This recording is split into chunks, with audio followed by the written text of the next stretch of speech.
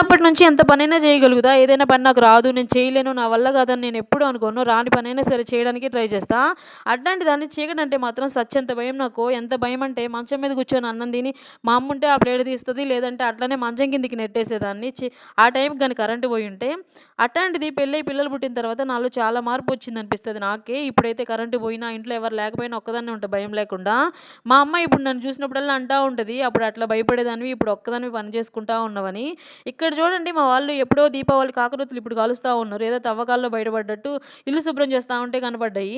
అవి కూడా ఇప్పుడే కాదు, పోయిన సంవత్సరమే అనమాట. ఇంకా మా అక్కయ్యగాడు చూడండి అప్పుడప్పుడు కోరికలు కోరుతా ఉంటాడు. హాస్టల్‌లో మంచిగా గుడ్డు ఫ్రై చేస్తే అదొద్దంట మనోడికి ఆమ్లెట్ కావాలంట.